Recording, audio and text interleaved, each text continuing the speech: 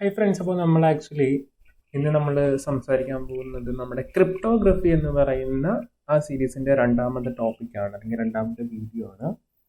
അപ്പോൾ ഇതിൽ നമ്മൾ ഡീൽ ചെയ്യാൻ പോകുന്നത് different types of cryptographic primitives ആണ്. അപ്പോൾ ബേസിക്കലി നമ്മളൊരു ക്രിപ്റ്റോഗ്രഫി എടുക്കുകയാണെങ്കിൽ 3 തരത്തിലുള്ള ക്രിപ്റ്റോഗ്രാഫിക് പ്രിമിറ്റീവ്സ് ആണ് നമുക്ക് ഉള്ളത്. അതിലൊന്നാമത്തെയാണ് കീലെസ് പ്രിമിറ്റീവ്സ്, അതുപോലെ സിമ്മട്രിക് കീ പ്രിമിറ്റീവ്സ്, അതുപോലെ അസിമെട്രിക് കീ പ്രിമിറ്റീവ്സ്. അതായത് വേറൊന്നല്ല, 3 തരത്തിലുള്ള ക്രിപ്റ്റോഗ്രാഫിക് ടെക്നിക്സ്, അതാണ് ഇവിടെ ഉദ്ദേശിച്ചിരിക്കുന്നത് പ്രിമിറ്റീവ്സ് എന്ന് പറയുമ്പോൾ. ഓക്കെ, അതായത് കീ ഇല്ലാതെ നമുക്ക് എൻക്രിപ്ഷൻ ഡീക്രിപ്ഷൻ ആ രീതിയിൽ നമുക്ക് ചെയ്യാം, അല്ലെങ്കിൽ ക്രിപ്റ്റോഗ്രാഫിക് ടെക്നിക്ക് എന്തെങ്കിലും ചെയ്യാൻ പറ്റും.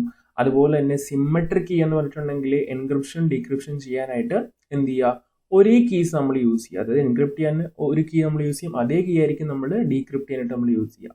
ഓക്കെ, നമ്മൾ നേരത്തെ ഇതിന് മുന്നത്തെ വീഡിയോയിൽ പറഞ്ഞിരുന്നു എവിടെയാണ് എൻക്രിപ്ഷൻ വരുന്നത്, എവിടെയാണ് ഡീക്രിപ്ഷൻ വരുന്നത്. ഓക്കെ, സെൻഡറിന്റെ സൈഡിൽ എൻക്രിപ്ഷനും റിസീവറിന്റെ സൈഡിൽ ഡീക്രിപ്ഷനാണ് വരുന്നത്. ഓക്കെ, ഇനി അസിമെട്രിക് എന്ന് പറയുമ്പോൾ ബേസിക്കലി എൻക്രിപ്റ്റ് ചെയ്യാനായിട്ട് ഒരു കീയും അതുപോലെ തന്നെ ഡീക്രിപ്റ്റ് ചെയ്യാനായിട്ട് മറ്റൊരു കീയും. ഇതാണ് അസിമെട്രിക് എന്ന് പറയുമ്പോൾ. അസിമെട്രിക്കിന്റെ അകത്ത് 2 ഡിഫറെന്റ് കീസ് ആയിരിക്കും യൂസ് ചെയ്യുക, സിമ്മട്രിക്കിന്റെ അകത്ത് സെയിം കീസ് ആയിരിക്കും യൂസ് ചെയ്യുക. പിന്നെ കീലെസ് പ്രിമിറ്റീവ് എന്ന് പറയുമ്പോൾ ബേസിക്കലി അത് ഒരു എൻക്രിപ്ഷൻ ഡീക്രിപ്ഷൻ എന്ന് പറയുന്ന തലത്തിലോട്ടല്ല. നമ്മൾ ബേസിക്കലി ഒരു ഹാഷ് ഫംഗ്ഷൻ പോലുള്ള കാര്യങ്ങൾ, അതായത് ഇന്റഗ്രിറ്റി ചെക്ക് ചെയ്യാനൊക്കെയാണ് ബേസിക്കലി യൂസ് ചെയ്യുക. അപ്പോൾ നമ്മൾ ഡീറ്റെയിൽ ആയിട്ട് പറയും. അപ്പോൾ നമുക്കിത് 3ഉം എന്താണെന്ന് നമുക്ക് നോക്കാം. ഓക്കെ, അപ്പോൾ ആദ്യം നമ്മൾ പഠിക്കാൻ എന്താണ് സിമ്മട്രിക് ക്രിപ്റ്റോഗ്രഫി എന്ന് പറയുന്ന ഒരു കോൺസെപ്റ്റ് ആണ്. ഓക്കെ, അപ്പോൾ ഈ സിമ്മട്രിക് ക്രിപ്റ്റോഗ്രഫി നമ്മൾ നോക്കുമ്പോൾ ഇതിൽ പറയുന്നത് എന്താണെന്ന് വെച്ചിട്ടുണ്ടെങ്കിൽ refers to a type of cryptography where the key that is used to encrypt the data is same as one that is used to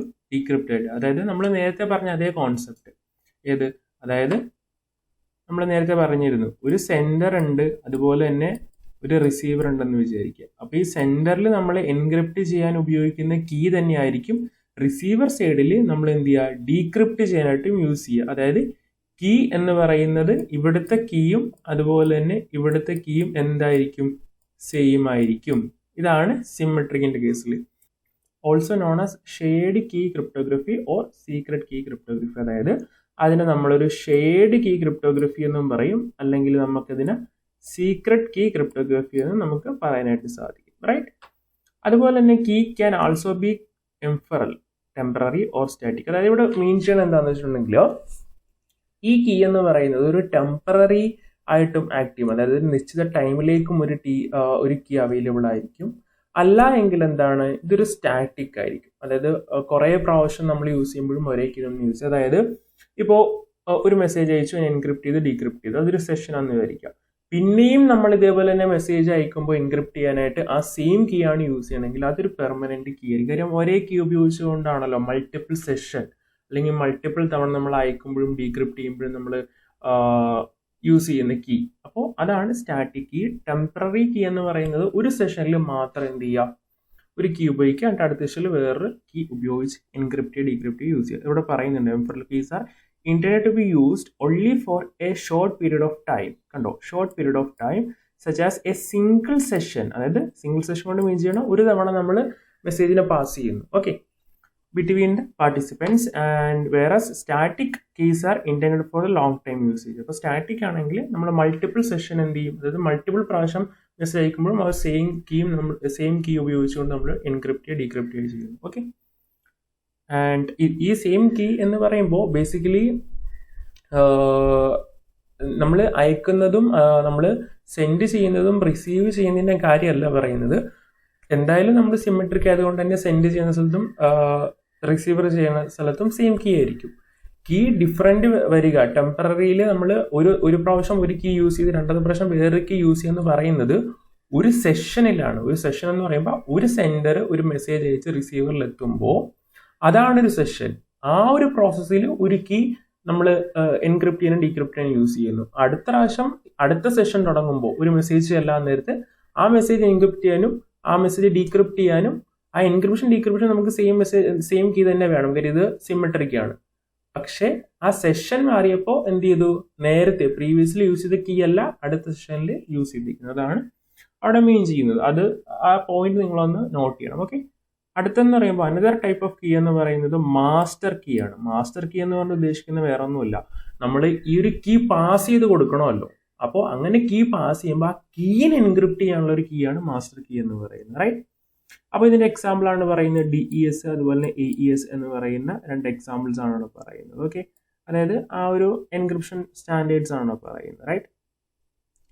അടുത്തതെന്ന് പറയുന്നത് ബേസിക്കലി അസിമെട്രിക് ക്രിപ്റ്റോഗ്രഫിയാണ്. അപ്പോൾ എന്താണ് അസിമെട്രിക് ക്രിപ്റ്റോഗ്രഫി എന്ന് മീൻ ചെയ്യുന്നത്?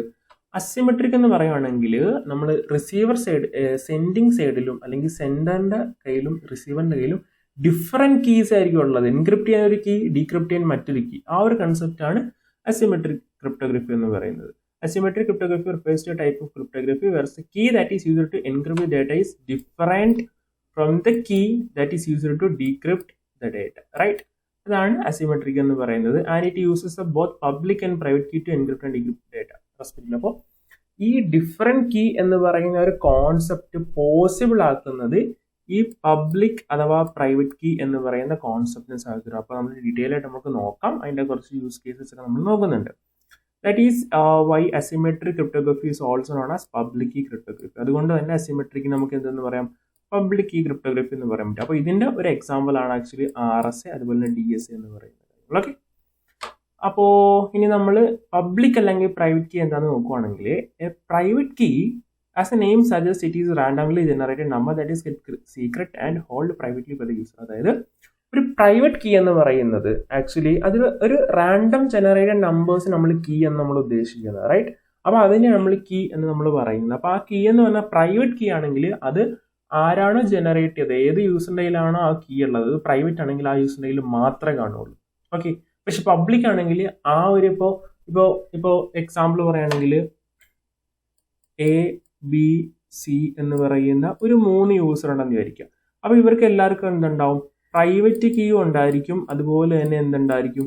പബ്ലിക് കീ ഉണ്ടായിരിക്കും, റൈറ്റ്? ഇവർക്ക് എല്ലാവർക്കും പ്രൈവറ്റും ഉണ്ട്, അതുപോലെ തന്നെ ഞാൻ ഈ PR ആണ് പ്രൈവറ്റ് എന്ന് എഴുതിക്കണം, PB പബ്ലിക്. ഓക്കെ, ഇവർക്ക് എല്ലാവർക്കും പ്രൈവറ്റ് കീയും ഉണ്ട്, അതുപോലെ തന്നെ പബ്ലിക് കീ ഉണ്ട്. ഓക്കെ, അത് എല്ലാവരുടെയും കയ്യിലും ഉണ്ട്. പക്ഷേ എന്താ ഇപ്പോൾ Aക്ക് ഒരു പ്രൈവറ്റ് കീ ഉണ്ടെങ്കിൽ അത് Aയുടെ കയ്യിൽ മാത്രമേ കാണത്തുള്ളൂ. Bക്ക് ഒരു പ്രൈവറ്റ് കീ ഉണ്ടെങ്കിൽ അത് Bക്ക് മാത്രമേ അറിയാവുള്ളൂ. Cക്ക് ഒരു പ്രൈവറ്റ് കീ ഉണ്ടെങ്കിൽ അത് Cക്ക് മാത്രമേ അറിയാവുള്ളൂ. പക്ഷെ Aയുടെ പബ്ലിക് കീ എന്ന് പറയുന്ന ഈ സാധനം Bക്കും അറിയാം, Cക്കും അറിയാം. അതുപോലെ Cയുടെ പബ്ലിക് കീ എന്നത് Bക്കും അറിയാം, Aക്കും അറിയാം. അതുപോലെ Bയുടെ പബ്ലിക് കീയോ അത് Cക്കും അറിയാം, Aക്കും അറിയാം. അപ്പോൾ പബ്ലിക് കീ എന്ന് പറയുന്നത് അങ്ങോട്ടും ഇങ്ങോട്ടും ഷെയർ ചെയ്ത് വെച്ചിട്ടുണ്ട്. ആ ഒരു നെറ്റ്വർക്കിലുള്ള എല്ലാ നോഡിനും ചുറ്റുപാടുമുള്ള നെയ്ബറിംഗ് നോഡ്സിന്റെ പബ്ലിക് കീ അവൈലബിൾ, അല്ലെങ്കിൽ പബ്ലിക് കീ അറിയാം, പക്ഷെ പ്രൈവറ്റ് കീ ഷെയർ ചെയ്യാൻ പാടില്ല. ഓക്കെ, അതാണ് ഒരു കോൺസെപ്റ്റ് എന്ന് പറയുന്നത്. Private keys need to be protected and no unauthorised access should be granted to that key. അപ്പോൾ പറയുന്ന ഇതാണ് പ്രൈവറ്റ് കീ എന്ന് പറയുന്നത് എന്താണ്? സൂക്ഷിച്ച് വെക്കണം, അത് അൺഓതറൈസ്ഡ് ആക്സസ് ഒന്നും കൊടുക്കാനായിട്ട് പാടില്ല. Private key can be various length. ഇപ്പോൾ പ്രൈവറ്റ് കീ എന്ന് പറഞ്ഞാൽ പല രീതിയിലുള്ള ലെങ്ത്തിലേക്ക് ആകാം. അത് നമ്മൾ എന്താണ് യൂസ് ചെയ്യുന്ന അൽഗോരിതത്തിന്റെ അടിസ്ഥാനത്തിൽപ്പെടുത്തിയിരിക്കും. Public key is freely available and published by the private key owner. അതായത് ഈ പബ്ലിക് കീ എന്ന് പറയുന്നത് എന്താണ്? ബാക്കി എല്ലാവർക്ക് ആക്സസ് ചെയ്യാനായിട്ട് സാധിക്കും. അപ്പോൾ ഇവിടെ പറയുന്നത് published by the private key owner എന്ന് പറയാൻ ഈ ഒരു Aക്ക് പ്രൈവറ്റ് കീ ഉണ്ടല്ലോ, അപ്പോൾ ആ ഒരു പ്രൈവറ്റ് കീയുടെ ഓണർ ആണല്ലേ Aക്ക് തന്നെ ഒരു പബ്ലിക് കീ ഉണ്ട്, അതാണ് മീൻ ചെയ്തേക്കുന്നത്. ഓക്കെ, അപ്പോൾ അതാണ് ഇവിടെ പറയുന്നത് public key is freely available and published by the private key owner. അതായത് ഈ പ്രൈവറ്റ് കീ ഓണറായി തന്നെയാണല്ലോ പബ്ലിക് കീ ക്രിയേറ്റ് ചെയ്തേക്കുന്നതും അതിന് ഷെയർ ചെയ്തേക്കുന്ന നെറ്റ്വർക്കിൽ, റൈറ്റ്? അപ്പോൾ അതാണ് അവിടെ മീൻ ചെയ്യുന്നത്. ഓക്കെ, അപ്പോൾ ഇവിടെ നമ്മളൊരു യൂസ് കേസ് നമ്മൾ പറയുന്നുണ്ട്, അതിന്റെ കേസ് നമുക്ക് നോക്കാം. ഇപ്പോൾ നമുക്കൊന്ന് ഇത് അനലൈസ് ചെയ്യുമ്പോൾ നമുക്കറിയാം ഒരു അസിമെട്രിക്കിൽ എന്താ സംഭവിക്കുന്നത്. അസിമെട്രിക്കിന്റെ കേസ് എടുക്കുകയാണെങ്കിൽ ബേസിക്കലി അവിടെ സെൻഡ് ചെയ്യാൻ, അതായത് എൻക്രിപ്റ്റ് ചെയ്യാൻ ഒരു കീയും ഡീക്രിപ്റ്റ് ചെയ്യാൻ മറ്റൊരു കീ നമുക്കറിയാം. ഓക്കെ, അപ്പോൾ 2 കീ കൺസെപ്റ്റ് നമ്മൾ പറഞ്ഞു, പ്രൈവറ്റ് കീ അല്ലെങ്കിൽ പബ്ലിക് കീയുടെ സാധ്യതയോട് കൂടിയാണ് നമ്മൾ എന്ത് ചെയ്യുക, ഇങ്ങനെ എൻക്രിപ്റ്റ് ചെയ്യുക, ഡീക്രിപ്റ്റ് ചെയ്യുക, അല്ലെങ്കിൽ ഡിഫറെന്റ് ടൈപ്സ് ഓഫ് കീ എന്ന് പറഞ്ഞ കോൺസെപ്റ്റ് അസിമെട്രിയിൽ കൊണ്ടുവരാം. ഇപ്പം നമ്മളൊരു പ്രൈവറ്റ് കീ വെച്ചിട്ടാണ് ഒരു സാധനം എൻക്രിപ്റ്റ് ചെയ്യണമെങ്കിൽ ഒബ്വിയസ്ലി അതിന്റെ പബ്ലിക് കീ വെച്ചിട്ട് ഡീക്രിപ്റ്റ് ചെയ്യണം. അതുപോലെ തന്നെ പബ്ലിക് കീ വെച്ചിട്ടാണ് എൻക്രിപ്റ്റ് ചെയ്യണത് എങ്കിൽ പ്രൈവറ്റ് കീ വെച്ച് ഡീക്രിപ്റ്റ് ചെയ്യണം. അതാണ് അതിന്റെ കോൺസെപ്റ്റ് എന്നാണ്. അങ്ങനെയാണ് ഡിഫറെന്റ് കീസ് എന്ന് പറഞ്ഞ കോൺസെപ്റ്റ് അസിമെട്രിക്കലി കൊണ്ടുവന്നിരിക്കുന്നത്, റൈറ്റ്? അപ്പോൾ ഇവിടെ പറയുന്ന ഒരു കേസ് ആയിട്ട് നോക്കുകയാണെങ്കിൽ ഒന്നാമത്തെ കേസിൽ ഇപ്പോൾ 2 യൂസർ ഉണ്ടെന്ന് വിചാരിക്കുക. അപ്പോൾ ഈ Aക്കും എന്തുണ്ടാവും? പ്രൈവറ്റ് കീ ഉണ്ടായിരിക്കും, അതുപോലെ തന്നെ പബ്ലിക് കീ ഉണ്ടായിരിക്കും, നമുക്കറിയാം. അതുപോലെ Bക്കും എന്തുണ്ടായിരിക്കും? പ്രൈവറ്റ് കീ ഉണ്ടായിരിക്കും, പബ്ലിക് കീ ഉണ്ടായിരിക്കും. ഓക്കെ, അപ്പോൾ ആദ്യത്തെ കേസിൽ എയുടെ പബ്ലിക് കീ വെച്ചിട്ട്, അതായത് ഇവിടെ പറയുന്നുണ്ട് എയുടെ പബ്ലിക് കീ വെച്ചിട്ട് എൻക്രിപ്റ്റ് ചെയ്തു, എന്നിട്ട് മെസ്സേജ് അയക്കുകയാണെങ്കിൽ എന്ത് ചെയ്യും? ആ എയുടെ പ്രൈവറ്റ് കീ വെച്ചിട്ട് അതിനെ ഡീക്രിപ്റ്റ് ചെയ്യാൻ പറ്റത്തുള്ളൂ. ഈ എയുടെ പ്രൈവറ്റ് കീ എന്ന് പറയുന്നത് ബിയുടെ കയ്യിൽ കാണുമോ? കാണില്ല. കാര്യം എന്താ? പ്രൈവറ്റ് കീ എന്ന് പറഞ്ഞാൽ ഷെയർ ചെയ്യാൻ പാടില്ല, അവരുടെ കയ്യിൽ മാത്രമേ കാണുള്ളൂ. ഓക്കെ, അപ്പൊ എയുടെ പ്രൈവറ്റ് കീ എന്ന് പറഞ്ഞാൽ എയുടെ കയ്യിൽ മാത്രമേ കാണുള്ളൂ. ഓക്കെ, അപ്പൊ എയുടെ പബ്ലിക് കീ വെച്ചിട്ട് എൻക്രിപ്റ്റ് ചെയ്യുവാണെങ്കിൽ ഡീക്രിപ്റ്റ് ചെയ്യാൻ എയുടെ തന്നെ പ്രൈവറ്റ് കീ വേണം, അത് ബിക്ക് കാണത്തില്ല. അതുകൊണ്ട് ഈ ഒരു കേസ് പോസിബിൾ അല്ല. ഓക്കെ, അതുകൊണ്ടാണ് അത് നോട്ട് പോസിബിൾ ആയത്. ഇനി case 2, private key of A, അതായത് ഈ ഒരു എയുടെ പ്രൈവറ്റ് കീ വെച്ചിട്ട് എൻക്രിപ്റ്റ് ചെയ്തു. ഓക്കെ, അങ്ങനെയാണെങ്കിൽ ഡീക്രിപ്റ്റിന് ഏത് കീ വേണം? എയുടെ തന്നെ പബ്ലിക് കീ മതി. അപ്പോ ബിയുടെ കയ്യിൽ എയുടെ പബ്ലിക് കീ ഉണ്ടാവും, കാര്യം പബ്ലിക് കീ എപ്പോഴും ഷെയറബിൾ ആണ്. പക്ഷെ അവിടെ ഒരു കുഴപ്പം തന്നെ എന്താണെന്ന് വെച്ചിട്ടുണ്ടെങ്കിൽ ഈ എയുടെ പബ്ലിക് കീ ചുറ്റുപാടും വേറെ നോഡ് ഉണ്ടെങ്കിൽ, ഇപ്പൊ സിയും ഡിയും എന്നൊക്കെ പറയുന്ന വേറെ അധികം യൂസേഴ്സ് ഈ നെറ്റ്വർക്കിൽ ഉണ്ടെങ്കിൽ അവരുടെ എല്ലാവരുടെയും കയ്യിൽ എയുടെ പബ്ലിക് കീ ഉണ്ടായിരിക്കും. അപ്പോൾ ഈ മെസ്സേജ് എന്ന് പറയുന്നത് എന്ത് ചെയ്യാണ്? അത് ഒരു ഇന്റഗ്രിറ്റി ഇല്ല, അല്ലെങ്കിൽ അതിനെ നമുക്ക് ടാമ്പർ ചെയ്യാൻ പറ്റും, റൈറ്റ്? കാര്യം അതെല്ലാവർക്കും ആക്സസിബിൾ ആയിരിക്കും ആ മെസ്സേജ്. അപ്പോൾ ഒരിക്കലും അതൊരു സ്റ്റാൻഡേർഡ് ആയിട്ടുള്ള ഒരു പ്രൊസീജിയർ അല്ല. ഓക്കെ, അടുത്തത് പ്രൈവറ്റ് കീ ഓഫ് ബി വെച്ചിട്ട് എൻക്രിപ്റ്റ് ചെയ്യുക. പക്ഷേ പ്രൈവറ്റ് കീ ഓഫ് ബി നമുക്ക് അവൈലബിൾ ആണോ? എയുടെ കയ്യിൽ പ്രൈവറ്റ് കീ ഓഫ് ബി കാണോ? ഇല്ല. അപ്പോൾ അത് പോസിബിൾ അല്ല. കാര്യം ഇവിടെ എൻക്രിപ്ഷൻ ടൈമിൽ തന്നെ പ്രൈവറ്റ് കീ ഓഫ് ബി ആണ് പറയുന്നത്, അതുകൊണ്ട് അത് പോസിബിൾ അല്ല. അടുത്ത 4ാമത്തെ case, public key of B വെച്ചിട്ട് എൻക്രിപ്റ്റ് ചെയ്യുവാണെങ്കിൽ പ്രൈവറ്റ് കീ ഓഫ് ബി വെച്ചിട്ട് ഡീക്രിപ്റ്റ്, അതാണ് അടുത്ത പ്രോസസ്, 4ാമത്തെ കേസ്. അപ്പോൾ public key of B, public key of B എന്ന് പറയുന്നത് ആക്ച്വലി എയുടെ കയ്യിലും ഉണ്ട്, കാര്യം പബ്ലിക് കീ ആണ്, അതുകൊണ്ട് എല്ലാ നോഡിൻ്റെയിലും കാണും, അപ്പോൾ എയുടെ കയ്യിലും കാണും. ഓക്കെ, അത് വെച്ചിട്ട് എൻക്രിപ്റ്റ് ചെയ്തു. അത് വെച്ചിട്ട് എൻക്രിപ്റ്റ് ചെയ്യുകയാണെങ്കിൽ പ്രൈവറ്റ് കീ ഓഫ് ബി വെച്ചിട്ട് ഡീക്രിപ്റ്റ് ചെയ്യുക. അപ്പോൾ പ്രൈവറ്റ് കീ ഓഫ് ബി എന്ന് പറയുന്ന ആരുടെ കയ്യിൽ മാത്രമേ ഉള്ളൂ, ബിയുടെ അടുത്ത് മാത്രമല്ല. അപ്പോൾ ബിയുടെ അടുത്ത് വന്നാൽ മാത്രമേ അതിന്റെ ഡീക്രിപ്റ്റ് ചെയ്യാൻ നടക്കത്തുള്ളൂ. അപ്പോൾ എന്താ സംഭവം?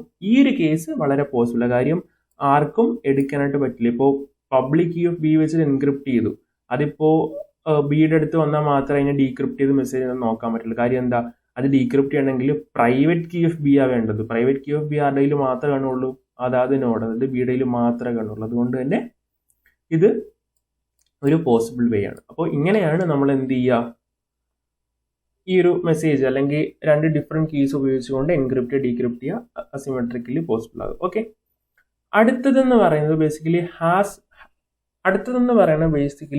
ഹാഷ് ഫംഗ്ഷൻ എന്ന് പറയുന്ന ഒരു കോൺസെപ്റ്റ് ആണ്. അപ്പോൾ നമ്മൾ നേരത്തെ പറഞ്ഞൊരു കീലെസ് പ്രിമിറ്റീവ് എന്ന് പറഞ്ഞു. അപ്പോൾ ആ ഒരു കോൺസെപ്റ്റ് വരുന്നത് ഈ ഒരു കേസിലാണ്. അപ്പോൾ ഇത് നമ്മൾ നോക്കുവാണെങ്കിൽ ഇതിനകത്ത് പറയുന്നുണ്ട്, ഈ ഒരു ഹാഷ് ഫംഗ്ഷൻ എന്ന് പറഞ്ഞാൽ which is equal to create fixed length digest of arbitrary long length input. അതായത് ബേസിക്കലി ഇതൊരു ഫിക്സ്ഡ് ലെങ്തിലുള്ള ഒരു വാല്യൂസ് ആയിരിക്കും ആക്ച്വലി ക്രിയേറ്റ് ചെയ്യുക. അപ്പോൾ നമ്മളിത് ഇവിടെ ഒന്ന് ഡീറ്റെയിൽ ആയിട്ട് നോക്കുവാണെങ്കിലും കാണാൻ പറ്റും ഡോഗ്, ഫ്ലവർ, അതുപോലെ dog play with flower, right?